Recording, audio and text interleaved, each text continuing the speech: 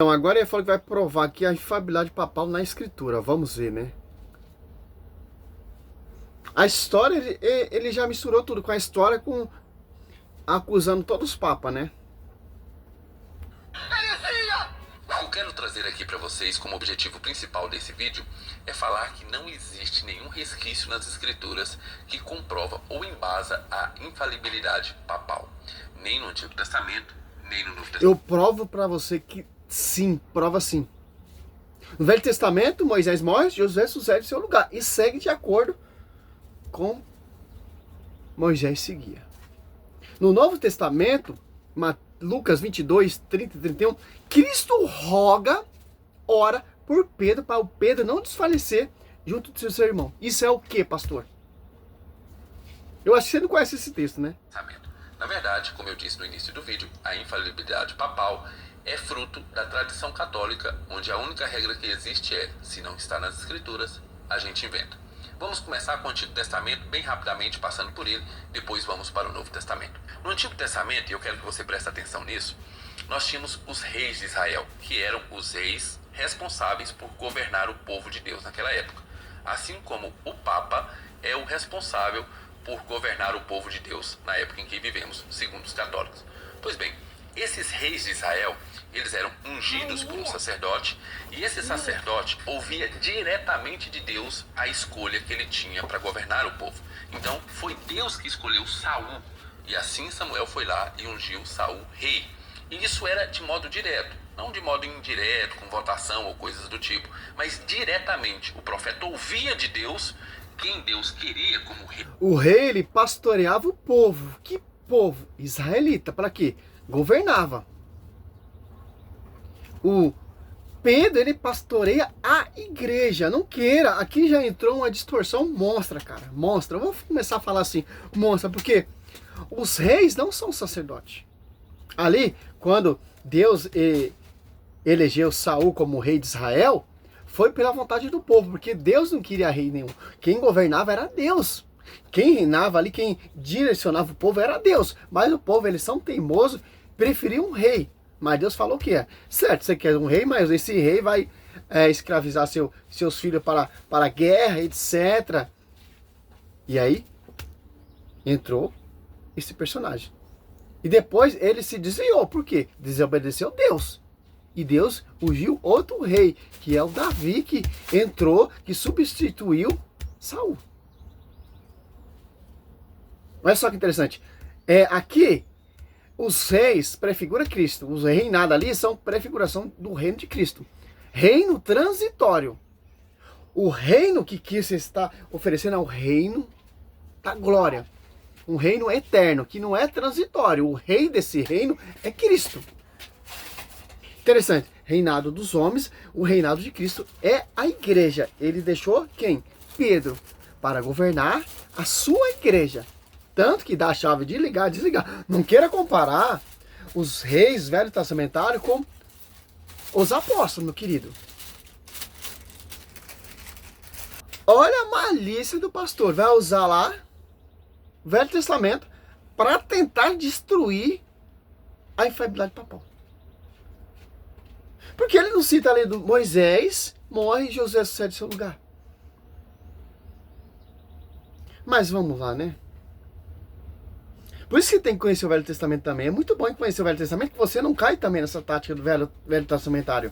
Porque a maioria da doutrina desses pastores, a pregação, as campanhas, os propósitos, volta, é tudo retirado do Velho Testamento. Porque o Velho Testamento ele é imenso. Se faz o que quer, cara. É a casa da mãe Joana, né? Ouvia de Deus quem Deus queria como rei de Israel. O profeta então ia lá e ungia esse rei. E veja, esses reis não contavam com infalibilidade papal. Muito pelo contrário, eles cometeram muitos erros, tanto em matéria de fé moral como pessoal. Veja, quando... Olha só a distorção desse cara. Que os reis do Velho Testamentário têm com a infalibilidade papal? Eu não tenho, não sei, cara.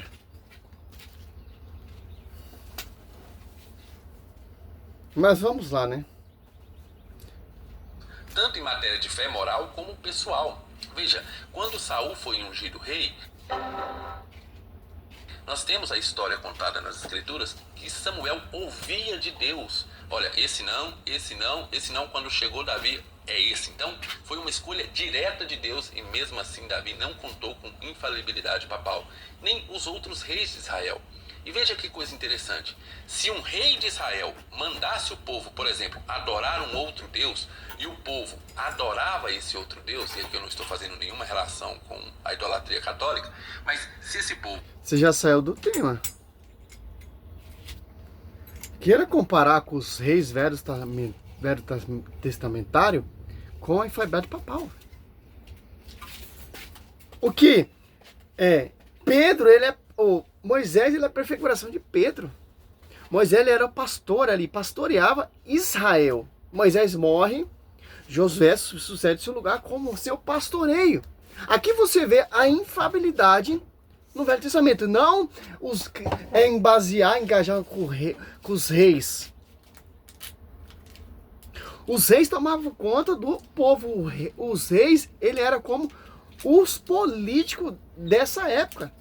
Como, por exemplo, quem comanda o Brasil? Lula. Quem comanda? Pois tem, ó, os presidentes, tem os governadores, tem os deputados, tem os prefeitos. É tipo nessa hierarquia. Davi, Saul, rei Davi, ele comandava ali como fosse o presidente. Não tem nada a ver com a infalibilidade papal. Não é? Eles não comandavam em dogmas. Cuidavam do povo, tipo um império político. Olha a diferença, cara. Templo, ali tinha o templo do rei Salomão. Certo, meu querido? Ou depois foi... Não, tinha um tabernáculo, depois construiu o templo do rei Salomão. Ali vivia a aliança de Deus com o povo. Quem letrava, quem capacitava, quem tinha revelação, era tudo ali, cara. Os profetas, eles são o quê? Eles anunciavam. Deus falava através deles. Para ungir como ungiu lá o rei Davi. Samuel, né? É simples entender isso, cara. Agora me mostra na Bíblia, algum profeta foi transitório.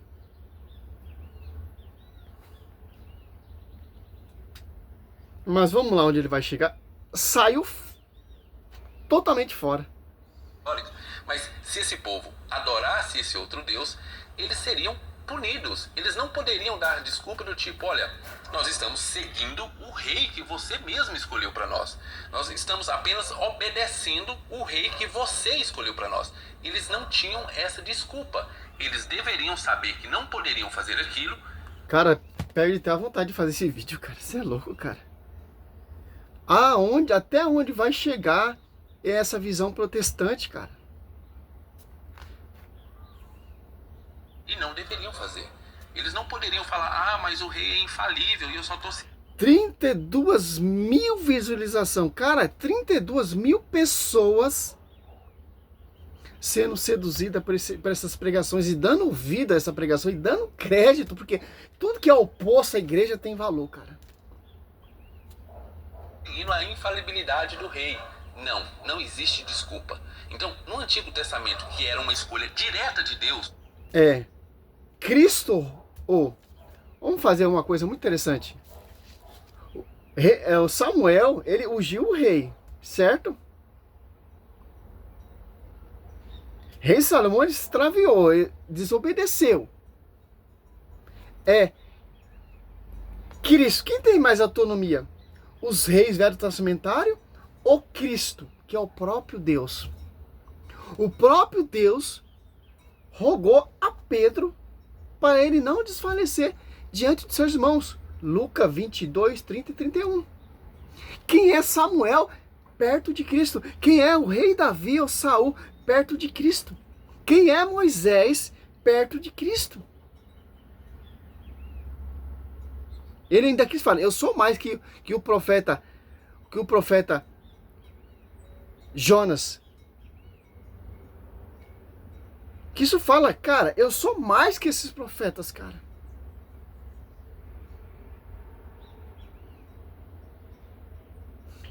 Cristo, ele fundou a sua igreja. A sua igreja não vai ser um império político que você tem base como no Velho Testamento. O que isso fala assim para aquele herege Pilatos? Meu reino não é desse mundo, cara. Simples, cara. Se você for prestar atenção, ó. Lucas 22. Ele vai tentar mostrar um versículo que eu não quero nem ver mais, cara. Você é louco, cara. Aqui, ó. Só com esse versículo aqui, você já sabe, cara. E o Velho Testamento são apenas sombras do que aconteceu no Novo Testamento. Certo? Aqui, ó. Lucas 22, 31, ó. Para o amigo protestante, ó. Simão, Simão, eis que Satanás vos reclamou para vos peneirar como trigo, mas eu roguei por ti, para que tua confiança não desfaleça, e tu, por tua vez, confirma os teus irmãos. Aqui que é a infalibilidade. Porque Cristo orou por esse pastoreio. Pastoreio que está sobre esse magistério. A doutrina dos apóstolos, a pregação dos apóstolos, o ensinamento de acordo que quem orou por Pedro ensinou. E tanto ali, João 21, do 15, 17, dá o pastoreio a Pedro. Em Atos Apóstolos 15 ali, Pedro já está colocando isso em prática. Atos Apóstolos 8 ali, 20, 21, Pedro está comungando Simão Mago, já está colocando em ordem essa prática. Atos Apóstolos 2, 14, Pedro que começou a pregar. E converteu mais de 3.000 almas, mais que converteu na escritura. Quando Pedro passasse, ao menos sua sombra cobrisse, curava, expulsava o demônio, cara. Isso é o quê, meu querido? Não queira comparar com os reis velhos testamentários, com o ministério apostolado, cara. Claro que os reis do Velho Testamento são falhas. Sacerdotes do Velho Testamento são falhas. Cristo é o sumo sacerdote eterno, segundo a ordem de Melquisedeque. Olha a diferença, cara. Simples entender isso. Sobre ti, Pedro, eu edificarei minha igreja. Sobre essa pedra, sobre essa rocha, eu edificarei minha igreja. Porque é rocha, porque eu orei por essa rocha. Eu roguei por essa rocha, para essa rocha ser infalível. Porque eu estou orando por essa Quefas, por essa pedra que é Pedro. E o Espírito Santo dos Apóstolos 2 está instruindo, inspirando e pregando através, usando a boca deles. João 16, 12 e 13. 13 e 14. Simples entender isso. Salve Maria, sou missionário, Sr. Roberto. Que falta de conhecimento de escritura. Esses pastores se autodenominam o cara mais que o magistério. Salve Maria.